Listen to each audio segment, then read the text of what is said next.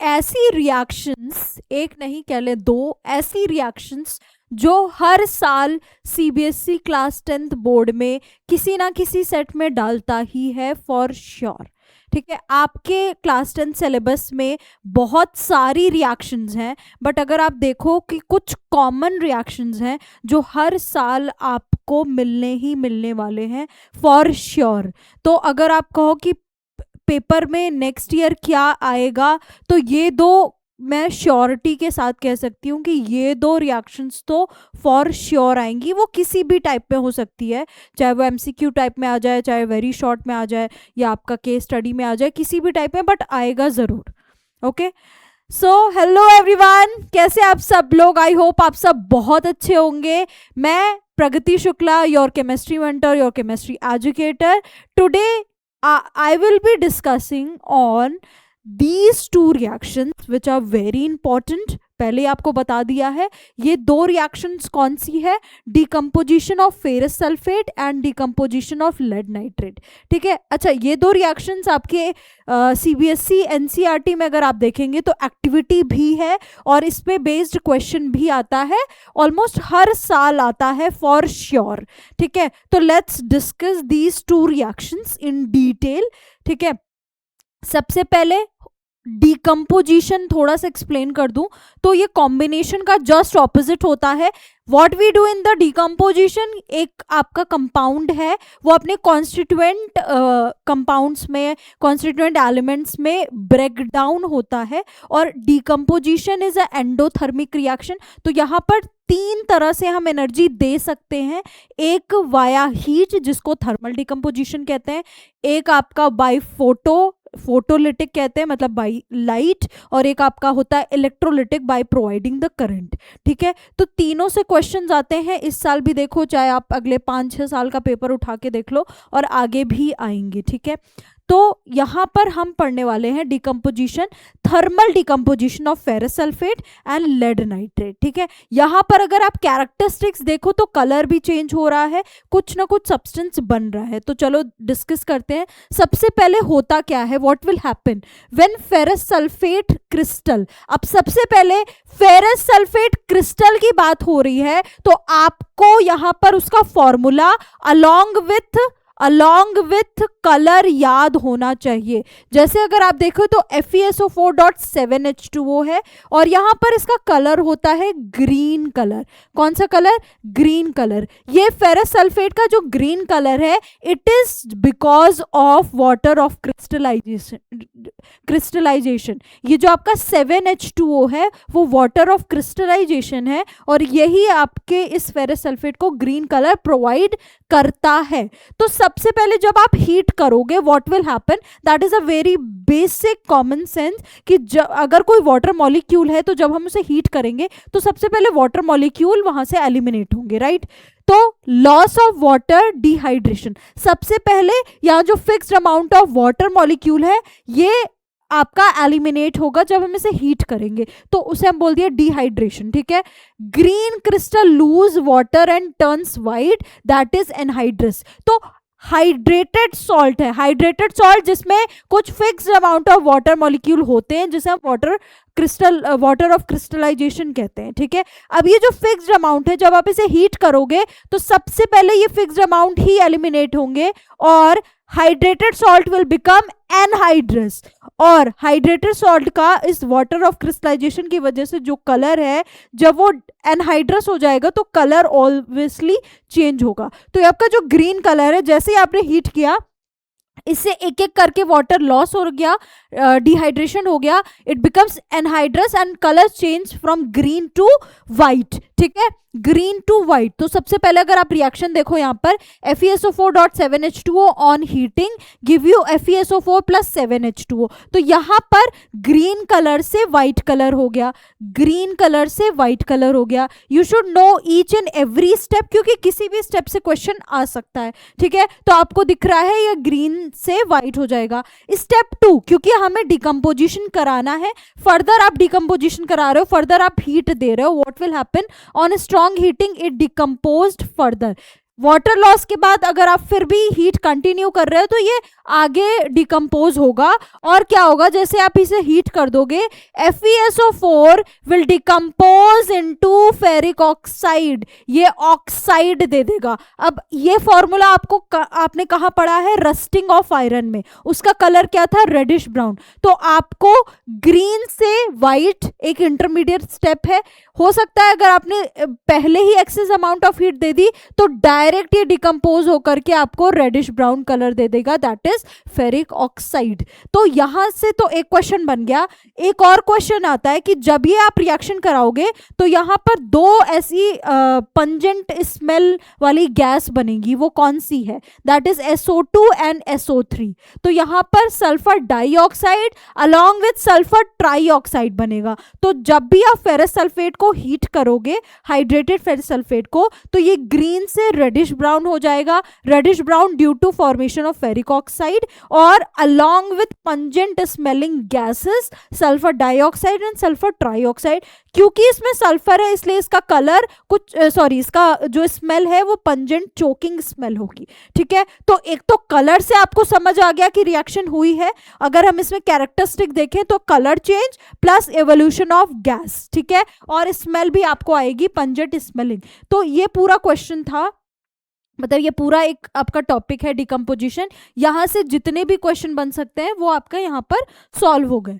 ठीक है, आप देखो यहाँ पर एक समरी डिस्कस कर लेते हैं। कलर चेंज, सबसे पहले ग्रीन से व्हाइट होगा, व्हाइट से रेडिश ब्राउन होगा।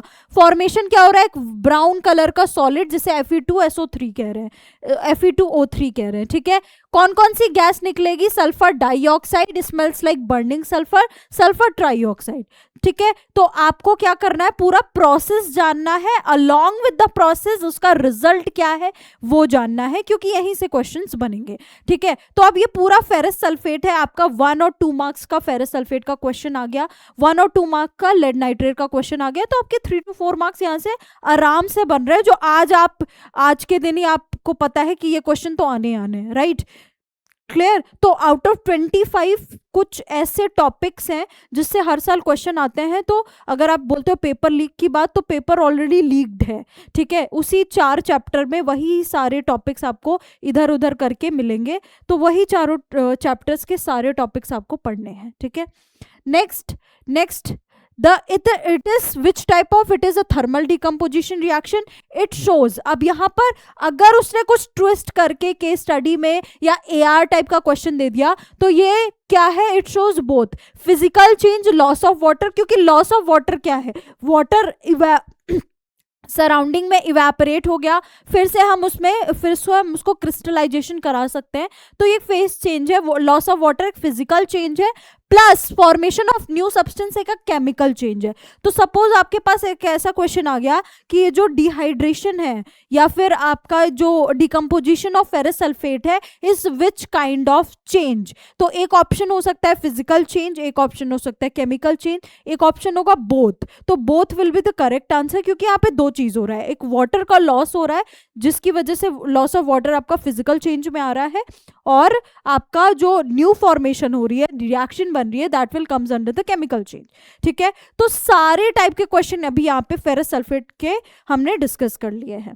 नेक्स्ट है decomposition of lead nitrate. Lead nitrate जब डिकम्पोज होगा तो lead nitrate is heated, it decomposes into, क्योंकि यहाँ पर कोई आपके fixed amount of water molecule नहीं है कि यहाँ पे हाइड्रेटेड सॉल्ट से एनहाइड्रस बनेगा, यहाँ पे वो वाला सीन नहीं है, यहाँ पे डायरेक्ट लेड नाइट्रेट का डिकम्पोजिशन हो रहा है। तो सबसे पहला तो लेड नाइट्रेट का फॉर्मूला कुछ बच्चे गलत करके आते हैं। लेड नाइट्रेट का फॉर्मूला होता है PbNO3 का होल टॉइस, बच्चे ये होल टॉइस भूल जाते हैं लिखना, तो सबसे पहले गलती तो यहाँ हुई।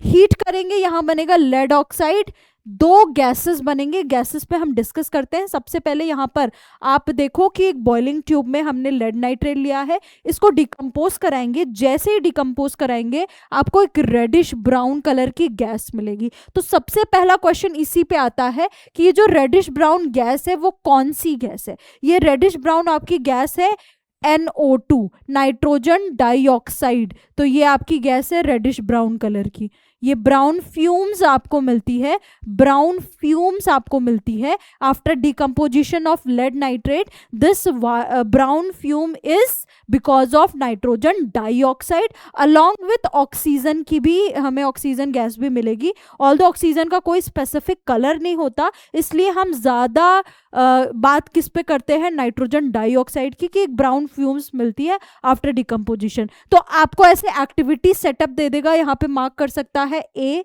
ठीक है, और कहेगा on decomposition give you x. तो एक्स रेडिश ब्राउन गैस है, तो आपको तुरंत समझ आ जाना चाहिए कि लेड नाइट्रेट के डिकम्पोजिशन से रेडिश ब्राउन नाइट्रोजन डाइऑक्साइड हमें मिलता है, राइट.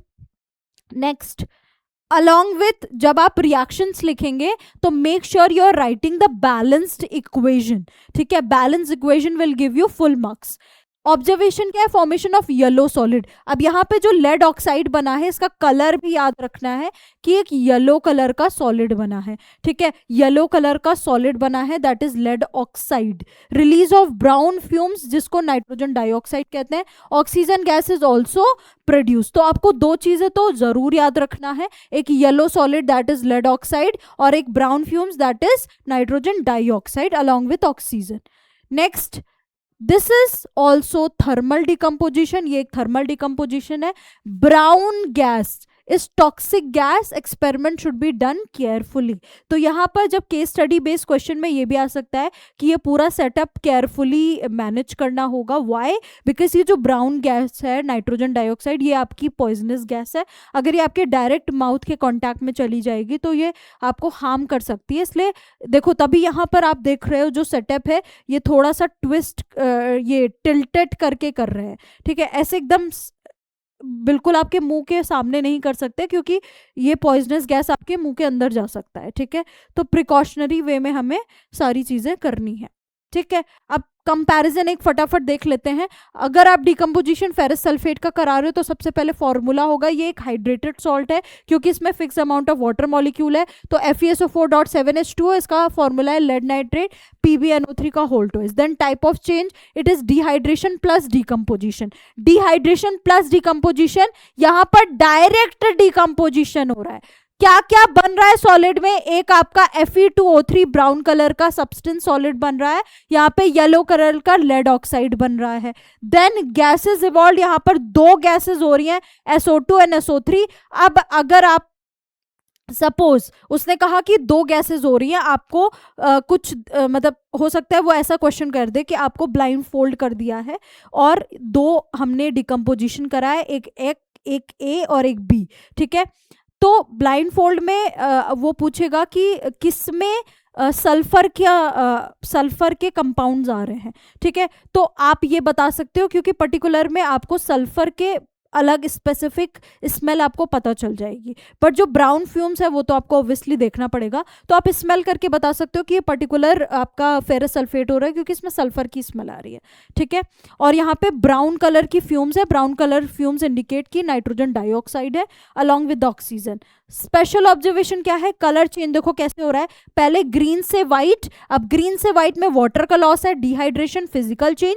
व्हाइट से brown is a chemical change क्योंकि यहाँ पे आपका जो है आफ्टर फेरस सल्फेट फिर से डिकम्पोज होकर का आपका फेरिक ऑक्साइड बनाता है. यहाँ पे ब्राउन फ्यूम्स, अगर इंडिकेशन देखे ब्राउन फ्यूम्स है और येलो सॉलिड बनता है आपका लेड ऑक्साइड का, PbO का, लेड ऑक्साइड का येलो सॉलिड बनता है, ठीक है. So both are thermal decomposition reaction. Heating causes breakdown into solid residue gases. दोनों ही thermal decomposition है, दोनों में ही solid residue और gases बनते हैं. Colour changes and gas evolution help in identify the reaction. तो कलर चेंज जैसे आपको नहीं पता है, एक्स और वाई करके आपको दे दिया, तो एक में तो क्या होगा, ग्रीन से वाइट कलर आएगा, फिर रेडिश ब्राउन कलर आएगा. दूसरे में आपका लेड नाइट्रेट से येलो कलर का सॉलिड बनेगा along with the brown fumes की गैस मिलेगी. तो ये कलर चेंज आपको इंडिकेट कर सकता है कि किसका डिकम्पोजिशन आप कर रहे हो. क्लियर? यस. Remember this. आपको क्या प्रो टिप्स है जो आपको याद रखना है. FeSO4 ग्रीन टू ब्राउन और बैड स्मेल है, बैड स्मेल वही सल्फर की, और लेड नाइट्रेट ब्राउन गैस है प्लस येलो सॉलिड. तो ये याद रखना है, green to brown pungent smell due because of sulphur dioxide and sulphur trioxide. और दूसरे में लेड नाइट्रेट में क्या याद रखना है, brown gas along with yellow solid, yellow because of lead oxide and brown gas is because of nitrogen dioxide. तो ये प्रो टिप्स भी याद रखिएगा। So that's it for today. I hope आपको चीज़ें समझ आ गई होगी। कितनी बार अभी इस वीडियो में ही मैंने कितनी बार एक एक चीज़ को रिपीट किया है, तो मुझे ऐसा लगता है कि आपको इसी समय याद हो गया होगा। मेक श्योर कि आप जब कोई वीडियो देखें या कुछ आप लेक्चर अटेंड कर रहे हो ऑनलाइन, तो मेक श्योर आपको उसी समय चीज़ें क्लियर हो जाएं, याद हो जाएं, और आप उसको बार बार रिवाइज करते रहो। सो that's it for today. I hope you like the video. Thank you so much. मिलते हैं नेक्स्ट वीडियो में। तब तक के लिए टेक केयर, बाय बाय।